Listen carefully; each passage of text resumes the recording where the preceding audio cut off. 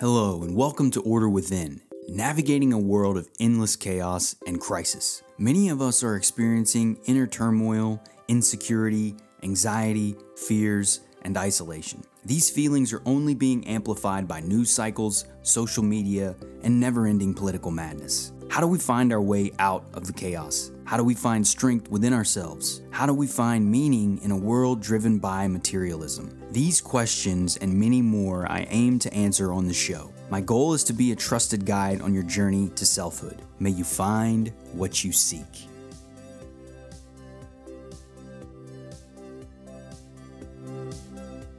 Hello everyone and welcome. I'm your host, Brandon Ward. We got a great show to dig into today. Very excited about the topics. Looking at self-esteem. You know, it's interesting how so much of these topics overlap and interrelate to what we're doing and the work of inner work. These concepts, the goal is to hopefully find things that resonate with you. Looking at all of these people who have studied and done work related to mastering ourselves and actualizing ourselves, our best version of ourselves. And so doing that by sharing all these different ideas, these different people, we can hope to find tools that can aid us on our journey of selfhood and expression. And so today, it's going to be the first of a 3-part series built around the work of Nathanial Branden. We're going to be focusing on his book, The 6 Pillars of Self-Esteem. And so it'll be broken up into 3 parts. The first part is going to be the basics of self-esteem from his perspective. The second part will be internal factors of self-esteem. And then the third part will be external factors on self-esteem. So I'm excited about this 3-part series. It's the first series version I've done of the show, so hopefully y'all like it. But let's get into it. So first and foremost, Nathanial Branden was a psychologist. He studied self-esteem. So he was born in 1930. He's a Canadian-American citizen. He passed away December 3rd, 2014. So it's been almost 10 years now. And his whole career was spanned over 7 decades, and I'm just reading from his website. Branden focused on the critical need to understand the psychology of self-esteem and its relationship to our daily lives. Through this work, he contributed to the evolution of the concept from obscurity to greater levels of clarity and acceptance. During his career, Nathanial Branden wrote nearly 20 books on self-esteem.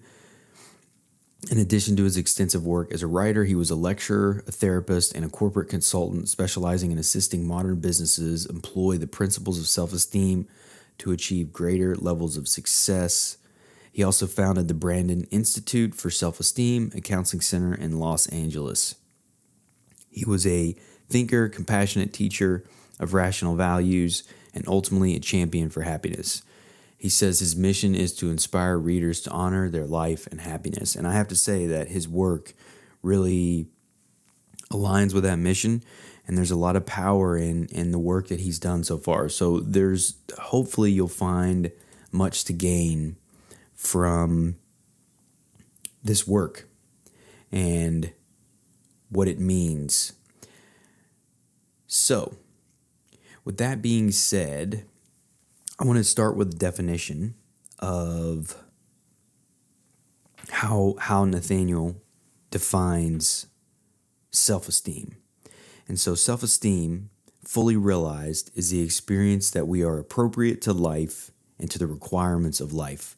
More specifically, self-esteem is 1, confidence in our ability to think, confidence in our ability to cope with the basic challenges of life, and confidence in our right to be successful and happy. The feeling of being worthy, deserving, entitled to assert our needs and wants, achieve our values, and enjoy the fruits of our efforts. Now, I love that because ultimately it's focusing in there on 2 things. It's looking at our abilities that we have, our mind, our emotions, our thoughts, and then also that we are worthy of happiness, that there's a sense of worth around who we are. And our desire and our entitlement to assert our needs and wants, right? So that's the entitlement can be a sticky word sometimes, but because of that,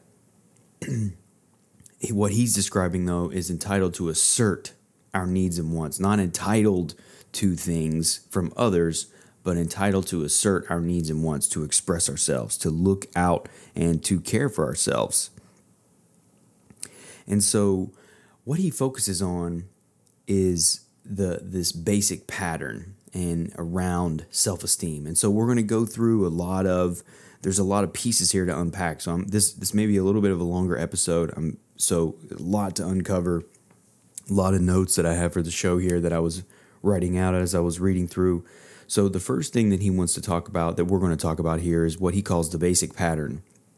And it's the power of this conviction about oneself lies in the fact that it is more than a judgment or a feeling. It is a motivator. It inspires behavior.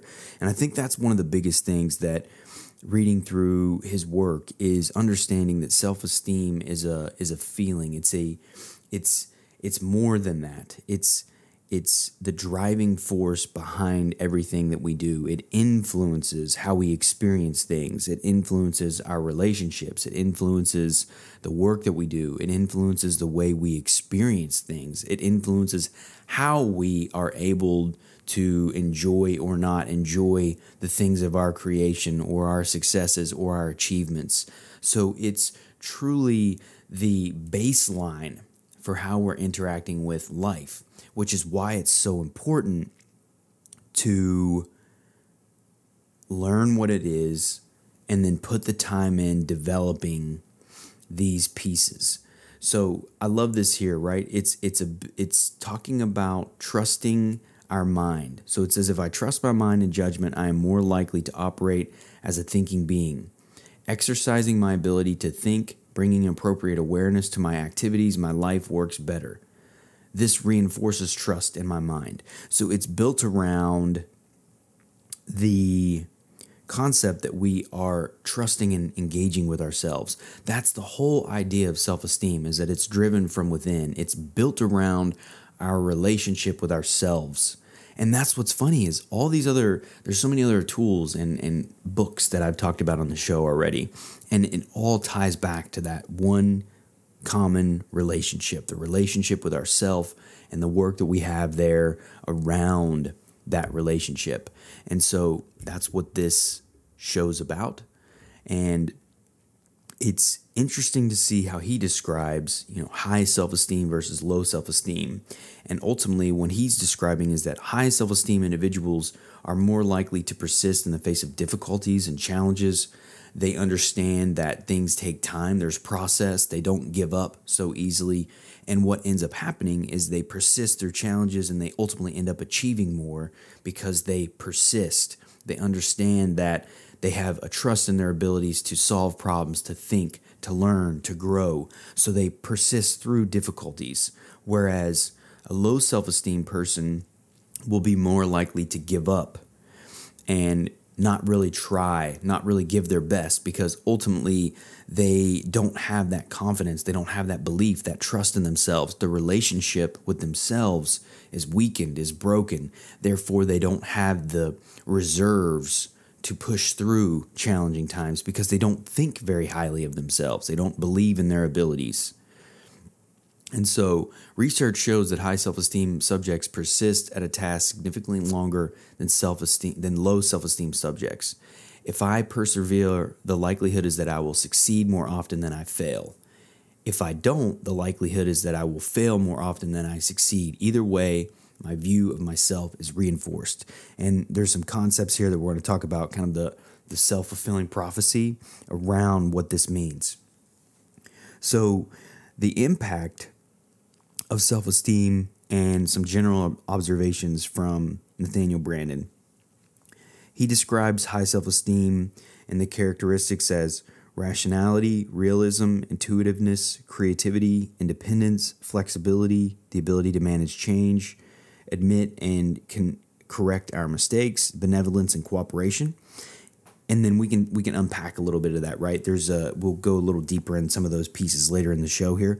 And then Low self-esteem is irrationality, blindness to reality, rigidity, fear of new and unfamiliar information, inappropriate conformity or inappropriate rebellion, over controlling or over complicit fear and hostility. So very different, right? Very, very opposite ends of the scale from that perspective. It's then so those are kind of the basic underlying aspects of what he describes as low and high self-esteem individuals. And then you look at, in terms of love and relationships, and then how this ties into work and love and relationships, and often in love, because of that, wherever we stand on that scale, on our self-esteem scale, we're going to attract similar people. And whatever that is, whether it's low or high, will ultimately end up confirming our biases, our beliefs around this process. And so it's interesting how, especially with love and work, we sabotage so much around where we are internally, how we feel internally, our beliefs that we have internally. And so because of that, we end up creating these self-fulfilling prophecies. Basically what we fear becomes true. And so that's true in love and that's true in work. And as an example, in love, let's say I'm a low self-esteem individual and I'm with someone that cares about me and they truly love me. And that person, let's take my wife, for example. My wife does things every day to show that she loves and cares for me. She's kind, she's thoughtful, she's considerate, she's caring of our child, she's caring of our house, she understands the work that I do. We respect one another. Now, I embrace that. I love her for that, and I'm thankful for her for that. But if I didn't believe that I was worthy of that love, that care, no matter what she did, no matter the actions she took every day, no matter what she said to me, no matter how much she loved me, no matter how much she was affectionate towards me, it would never be enough, because inside I believe I am not worthy of that love. Therefore, eventually she would be worn down, because no matter what she did, and she would ultimately most likely leave me. This happens all the time in loving relationships. The same thing with work.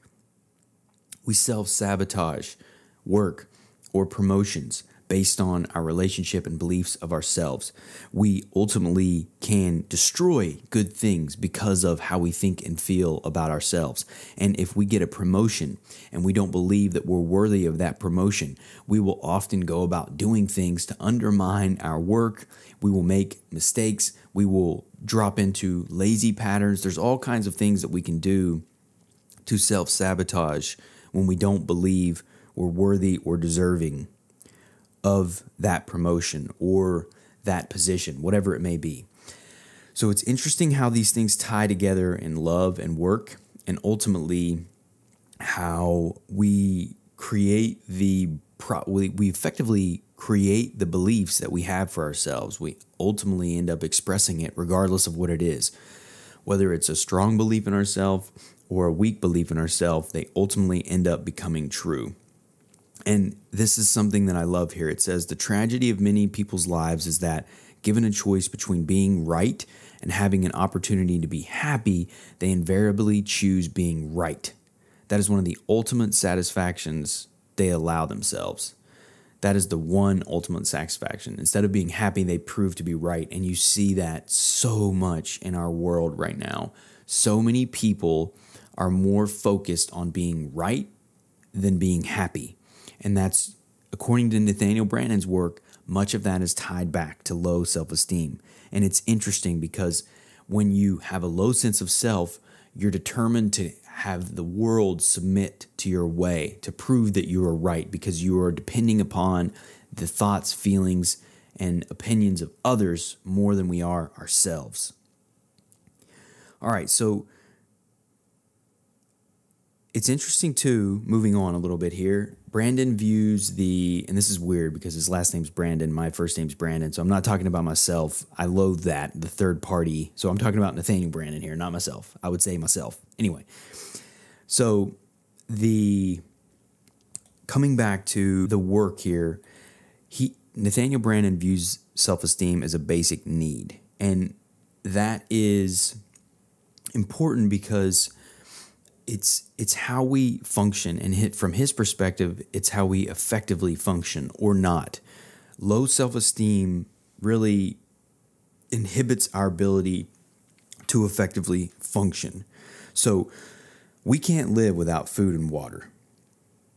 We need it to survive. We can't go without it.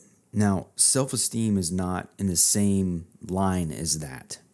We can live without self-esteem, but can we function at a high level? Can we live and be happy? Our abilities will be greatly handicapped if we have low self-esteem. And that's the biggest point here, is that why it's not like food and water, that it's not optional. It's very much like if we have a mineral deficiency or a vitamin deficiency. We are going to be seriously handicapped if we have low self-esteem. And so because we need self-esteem to function properly in the world, we have to, nurturing it and developing it is crucial. And so that's why low self-esteem can impair our ability to function on a day-to-day basis. It handicaps our ability to handle hard times. And that's a big piece too, is that we're effectively pulling from an empty well within ourselves. When we have high self-esteem, when we develop high self-esteem, when we put in the work that's required to do this, it's not something that just happens. We have a deeper well and reserve to pull from. And so because of that, we can function at a higher level. We have more to give. Whereas low self-esteem people often have very little to give. And so the interesting thing is this is a lifelong journey. I will never stop doing this work. But I was very low self-esteem for many parts of my life. I've since changed that. I have a lot of work to do still. There's still things inside of me that I'm working on. It'll never end. We all do this. It's a lifelong journey, as I had mentioned. But I can reflect on those times when I was younger, and I was very down on myself. My relationship with myself was low, and I had such little capacity to handle the struggles of life because my reserve was tapped. It was minimal. And it's interesting to come back on the other side of this. Too much self-esteem. Can you have too much self-esteem? And so I think there's a confusion around when people assume what self-esteem is. And often too much self-esteem usually is seen as boasting or bragging. But from Branden's perspective, that's just a sign of insecurity. You don't need to belittle or attack other people.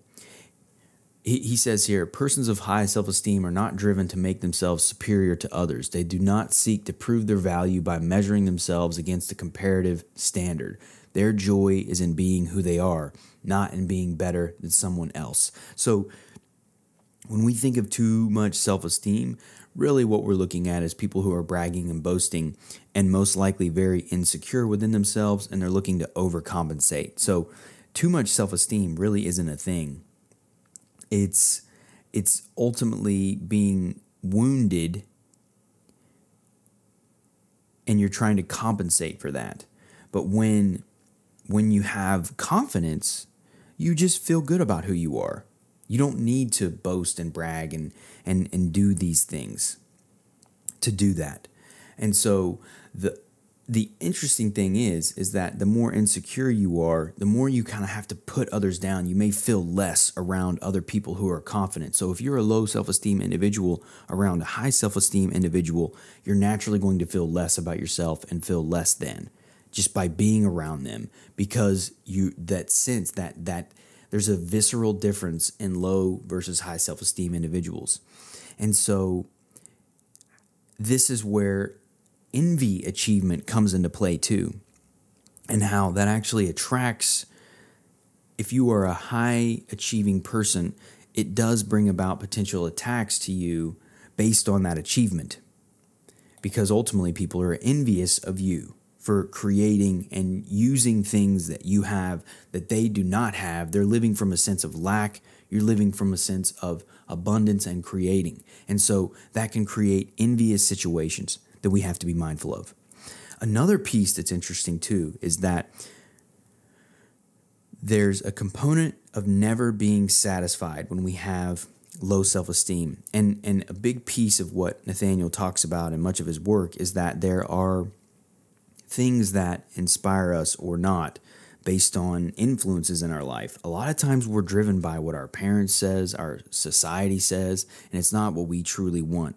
And in those instances, people who seem to be successful, they are seeking to prove others wrong. They are looking for validation from others. And if that's the pursuit, that is a void that can never be filled. And you see that so much, the lack of satisfaction in our achievements. And when we have low self-esteem, it also takes away our ability to enjoy those achievements because it's never enough. It's not about enjoying those moments. It's about proving more and more and more worth outside of ourselves.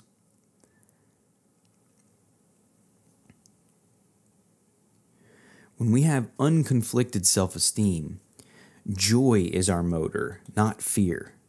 That's the difference. It's our desire to express ourselves, to live, to be who we are. And so it's self-expression, not self-avoidance or self-justification that we're seeking to achieve these things. Those are two very different motivators.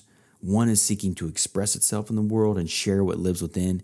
The other is seeking to prove or justify ourselves or avoid that lack of self within. So we use achievement as a means to distract ourselves, or sex, or video games, or any of the things that we can use today. There are lots of tools that we can use today to avoid ourselves in this work. And ultimately, that need to prove our worth can never be filled. It's an endless chase that can never be filled. This void can only be filled from within. That's what I learned through all the things that I was doing by chasing money and positions and women and all of the stuff that I was doing. I realized that I was playing a fatal game that's impossible to win in that way. He also talks about something called the survival value of self-esteem. And so it either empowers or limits our abilities to meet our needs. And so that's the component of the survival value. And that's where he was talking about earlier as the basic need of this. And so in the modern world, this is what's very interesting, and this is what I love about it, because it really ties back to the things that I talk about in this show, is the modern world has advanced so much. And what we're dealing with now is advancing work that's increasingly more intellectually driven, information driven, compared to physical labor, requires higher levels of self-esteem to navigate that. Because ultimately the world now requires us to innovate, to manage ourselves, to be personally responsible, to self-direct. Go look at job descriptions today, even entry-level jobs, and they're written like you're running the company, the way that you have to think and do and act on your feet and be creative and be independent and manage yourself and do all of these things. The world now requires us to do so much more because of the complexity, the competition, the sophistication. So we need self-esteem to effectively survive and function and do well in our world. This is why the need has become economic and psychological. It's not just a psychological need anymore. Our economic and material survival truly depends upon our ability to have a strong sense of self and a high level of self-esteem. And don't worry, this is the point we get to in the other parts of the show, talking and developing this self-esteem, right? But this is elaborating on these ideas and concepts. All right, so the next phase that we're going to talk about here is the meaning of self-esteem, kind of the two pillars that we're talking about. And so the two pillars that we're going to discuss currently are it's self-efficacy and self-respect. So the basic confidence to face life's challenges is self-efficacy. The other sense is of being worthy of happiness, and that is self-respect. Self-efficacy means confidence in the functioning of my mind, in my ability to think, understand, learn, choose, and make decisions. Confidence in my ability to understand the facts of reality that fall within the sphere of my interests and needs, self-trust, and self-reliance. So that is a huge, it's effectively the confidence in our abilities to do things, to live, to think, to be. And then self-respect is the assurance of my value, an affirmative attitude toward my right to live and to be happy, comfort in appropriately asserting my thoughts, wants, and needs, the feeling that joy and fulfillment are my natural birthright. What beautiful definitions, and also powerful definitions to live from ultimately with where we are and in the world today, and how these things can help us grow.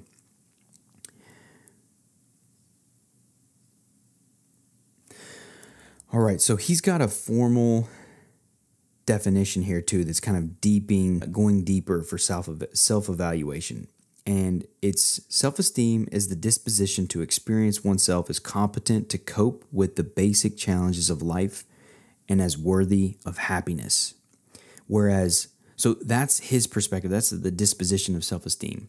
It's our ability to experience life. But then low self-esteem makes people feel wrong, or like as a person, their existence is wrong. That's why life is painful. I remember one of the things that I always consistently felt before I really began this work was that life was painful. Existence was painful. I felt this pain around living and being. It was very difficult to put my finger on, but all I felt was a constant suffering. It was just a thread, a baseline of pain. This is where a lot of these suicidal thoughts came from, because ultimately the only escape at points I thought were to perish so that I would no longer feel the things that I'm feeling. It also goes back in thinking about self-esteem internally and how it's that baseline motivator, how it's the underlying feeling to our existence. I was low self-esteem, so therefore I was feeling that way. And so this all ties back to the root need of self-esteem. And so there's two basic facts from Nathaniel Branden's perspective. We depend upon our ability to master our environment for survival. So thinking, the ability to think is crucial to our survival. Second, we are not wired to do this automatically. We must choose. Personal responsibility is the second fact of that. So thinking and taking responsibility are two crucial elements that are rooted in the needs of our self-esteem here. So when you think about life and all the complexity for our basic needs, like all the things that, imagine electricity, water, food, all the farming, all the technology, all the things that have to go into what create our everyday basic needs for life. That didn't just happen accidentally. It was done with intention, with thought. All of that requires thought, which is why our ability to think is so crucial to survival, and also our ability to choose morality, because ultimately that morality, that rightness, creates that inner feeling about ourselves and how we're living. It comes back to the ability to turn up or down our consciousness. So we can turn these things up and down like a dial. We can seek awareness or not. We can think or not. We can respect reality or not. We can honor ourselves or not. We can honor facts or not. We can seek to improve and learn from our mistakes or not. All of these things, that's the choice. So we have the ability to think, and then we have the ability to choose how we respond and engage with life. It's not wired in us. And so there's a direct correlation between our choices and our existence. And this is how we build self-esteem over time, as we have to go through this process to learn to make these choices every day. And so our self-esteem can literally rise and fall based on those choices. That's why periods in our life, we may have higher or lower self-esteem depending upon how we're living, depending upon the choices we're making, depending upon how we live each and every day. And the crucial thing is that our security can rest only in our abilities to learn. With the world as it is, our ability to learn and grow is the most secure piece of life we can create for ourselves. That's the foundation of security, is knowing that I have the ability to learn and grow and think, and I can handle the challenges of life no matter what comes my way. That's a piece of self-esteem. Our sense of worth drives the relationships of all kinds.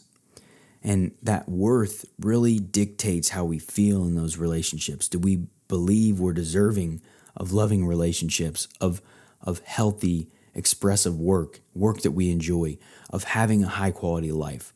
Our worth is so crucial to this as well, because ultimately that's the underlying feeling of how we will interact with the world and all that we see around us.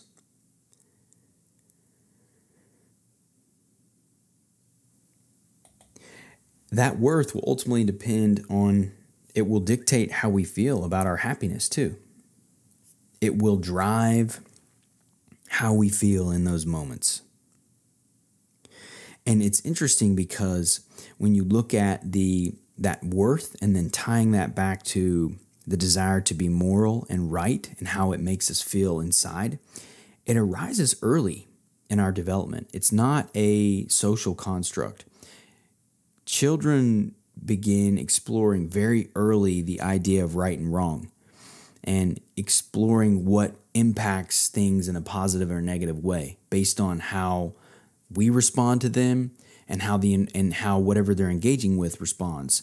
They're seeking that path of right and wrong early.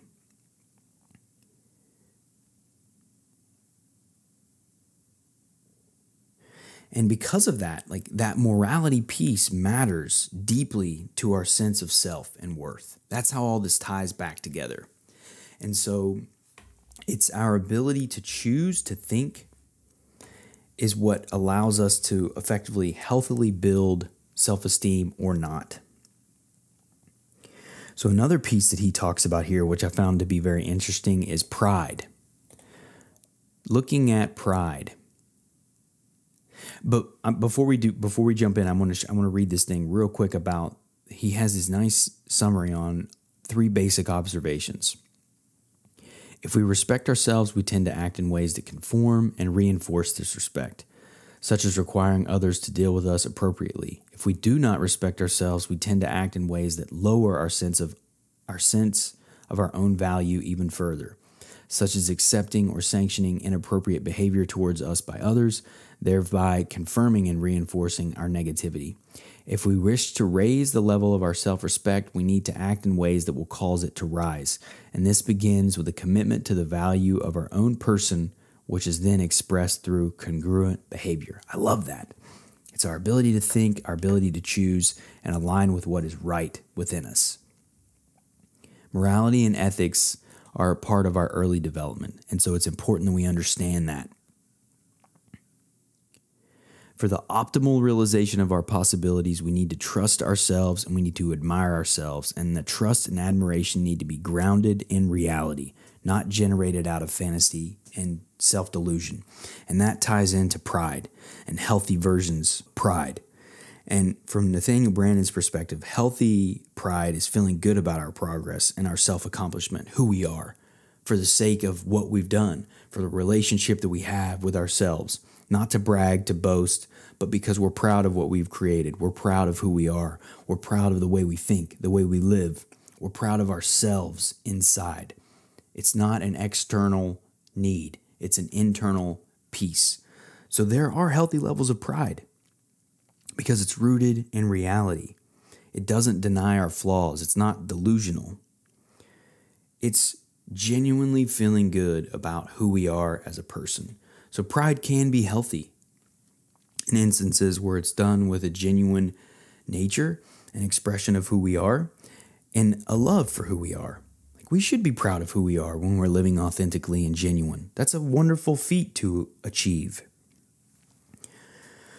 All right, so the last two bits here that we're going to cover, and then I'm going to end the show because I know this is going to be the longest show I've recorded yet, but there's just so much to unpack, so much good stuff in here. We're looking at self-esteem in action, and then we're going to cover the illusions of self-esteem, and then we'll get into part 2 next week, which I'm very excited about. So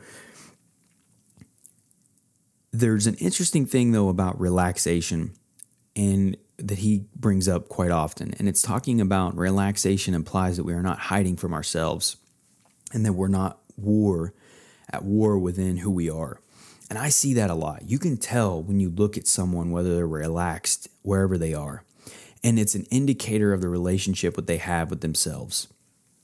Relaxation implies that we are not hiding from ourselves and that we're not at war with who we are. Chronic tension conveys a message of some form of internal split, some form of self-avoidance or self-repudiation, some aspect of the self being disowned or held on a very tight leash. And so that relaxation is an indicator potentially of our relationship with ourselves. So that's something to look at and observe in ourselves and in others. And so getting back to self-esteem in action, these were some of the pieces that we talked about earlier: rationality, realism, intuitiveness, creativity.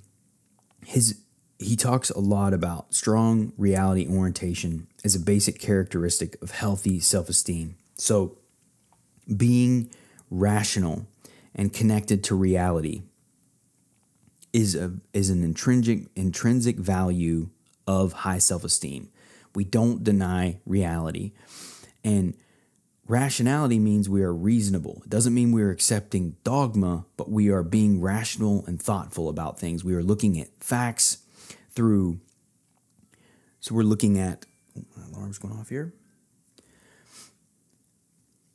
So it's the generation of principles from concrete facts, induction, the application of principle to concrete facts, deduction, and the relating of new knowledge and information to our existing concept of knowledge.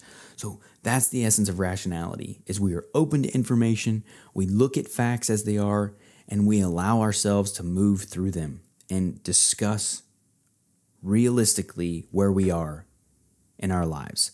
So rational reality, facts matter more than our beliefs. We're seeking truth more than we are the desire to be right. And so that's a beautiful thing. That means we have control over so much of this. And so even looking at more of some of these things, so realism, again, we're looking at reality. We're addressing reality. We are honoring reality, no matter what, because we know we can handle it. That's the difference. When we have high self-esteem, we embrace reality because we know we have the ability to handle it. This comes in with intuitiveness, creativity, independence, flexibility. All of these are abilities that can expand or contract based upon where we are in our self-esteem movement and work here. Because intuitiveness is an example, same thing with creativity, where we're tapping into something that's beyond our conscious state. We're leveraging deeper intelligence of ourselves. That's a very powerful place to be. Creativity is also it's the productions of our own mind. People with high self-esteem tend to value their own creativity, their own productions of their own mind, whereas low self-esteem individuals do not.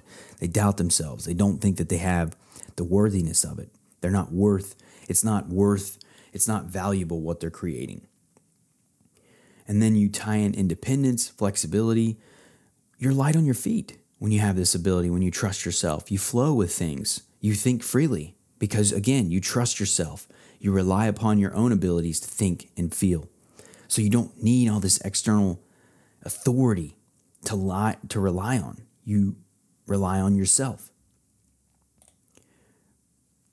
It allows us to handle change, correct mistakes, cooperate with other individuals, because ultimately, again, it ties back to the relationship with ourselves. That's truly the power of this, is that it ties back to the relationship with ourselves and how we feel about who we are. And the interesting thing is people who tend to hate themselves hate others. Murderers, violence, all this, you can't do that unless you truly hate yourself. If you love yourself and you respect yourself, you value yourself, you come to value that in other people. That's why benevolence and cooperativeness comes out of this. Because when we value ourselves, it's natural to value other people. Because how can you not? It's another self who you've learned through your own relationship with yourself, and you know that that person has a relationship with themselves as well. And so they have a right to be, and you seek to honor them based on who they are. It's a very powerful process. All right, so now getting into the final piece here and looking at the illusions of self-esteem. And really the underlying factor here is we're driven, most people who are, well, actually it's not most, it's when we are low self-esteem, we're driven by fear. We are driven by fear. All of our actions and what we do is driven by fear. Fear of life, fear of self, fear of others, fear of our minds, fear of our emotions, fear of our sexuality. It's driven by fear. It's a lack of trust and belief in ourselves to handle what we have been given and who we are, and therefore we live in a fearful state, closed, small, afraid. Because of this, our feelings will encourage or discourage actions and thoughts. So if we're driven by fear, we're going to be living in a very fearful way. We're going to be thinking, living, being very fearful. So that's why these first steps are so hard to raise that level of consciousness, of self-esteem, because ultimately it's in that moment, it's all those feelings that are pushing against us that we have to push through early on in this process. That's why it's so hard in the beginning. And there's an interesting thing too, this last bit here that he talks about. So it's understanding that when we have low self-esteem, most of what we're doing is being driven by fear. It's a fear of self and fear of others. And that the first steps are going to be the most difficult to overcome because we have all these fearful feelings. But then the last part is about pseudo self-esteem. And when I think about this, I think about Hollywood. I think about politicians. It's projecting the illusion of self-efficacy and self-respect without the reality. Inside there's turmoil, but they're fooling everyone